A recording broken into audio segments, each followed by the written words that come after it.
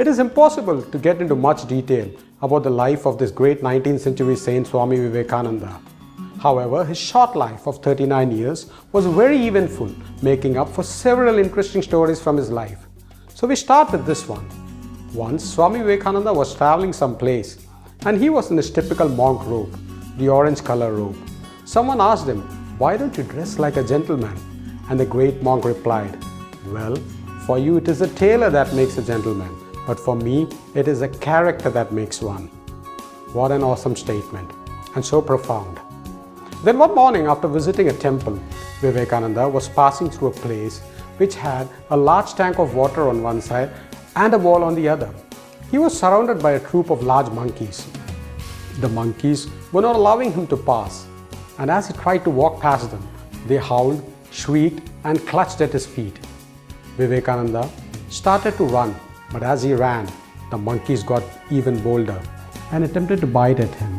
When it was impossible for him to escape, he heard an old monk shouting at him and saying, "Face the brutes."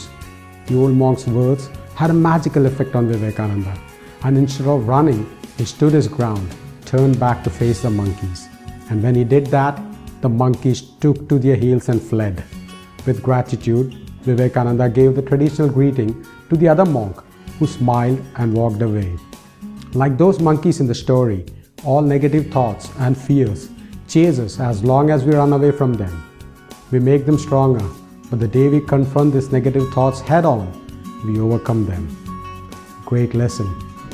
Okay, moving on. Swami Vivekananda was called Narendra, Naren for short, before he became a monk. As a boy, Naren was strong-minded and fearless. Once a teacher assaulted him for what he thought was a mistake Naren made in the subject geography. Naren, although insisted that he was in the right, this infuriated the teacher even more, and he asked Naren to stretch out his hand and struck on his palm time and again. Naren stood his ground and did not utter a word. Shortly after that, the teacher realized that it was he himself who had been in the error.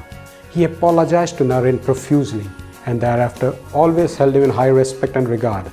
When Naren narrated this incident to his mother, she said, "If you are right, my son, what does it matter?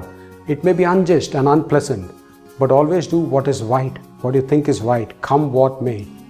This lesson he learned from his mother, he always followed in his life. Stick to your guns, dead or alive. Amazing.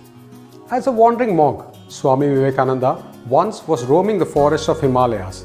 He had not eaten anything on one particular day and was starving. Tired and with sore feet, he decided to take rest under a tree in the dense jungle. And what does he see? A huge Bengal tiger shows up. The hungry monk thought, "Both of us are hungry. Let this body of mine be of some use to at least this tiger, which can satiate its hunger by eating me." Unbelievable. Even as he was staring at death, Vivekananda could think selflessly and think of giving a purpose to his life. He was that driven, and perhaps the tiger realized that and quietly went in another direction. Vivekananda traveled extensively in America after delivering his groundbreaking speech in the Parliament of Religions in Chicago. Once in America, he was standing on a bridge, watching some young boys shoot at eggshells floating on the river. The boys always missed the target. Vivekananda took the gun and aimed at the shells. He fired 12 rounds, and each time he hit the eggshell. The boys asked him, "How does he do it?" And Vivekananda told them, "Whatever you're doing, put your whole mind into it. If you're shooting, the mind should only be on the target. Then you will never miss. If you're learning your lessons, the mind should only be on the lessons.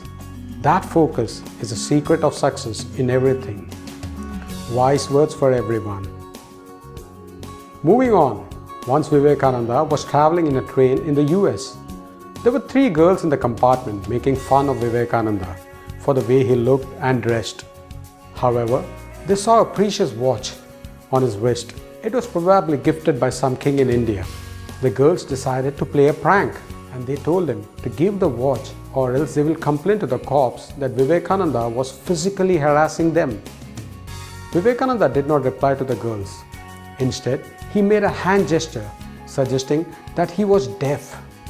He made another gesture asking them to write down on a piece of paper whatever it was that they wanted to say. So the girls wrote it down and gave it to Vivekananda. Now he spoke and he said, "Okay, you can call the cops. I have a complaint to register." That was Vivekananda, a quick thinking and witty even when faced with difficult circumstances.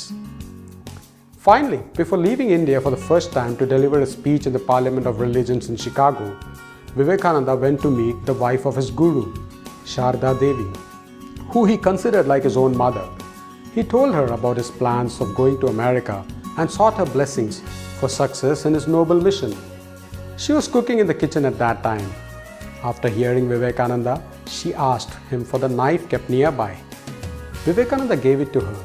Then she smiled and said, "The way you gave me the knife, you will surely succeed in your noble mission. You held the sharp edge of the knife to your side and kept the wooden handle of the knife towards me. You took care of me. You first thought about my welfare before your own self, and the person who is selfless only has the right to preach to others. You have got that right, and all success will be yours." So simple, so easy, yet so profound. So these were some of the interesting stories from the life of Vivekananda. I hope you enjoy listening to them, my son, and I hope it brightens up your day. See you soon and keep that smile.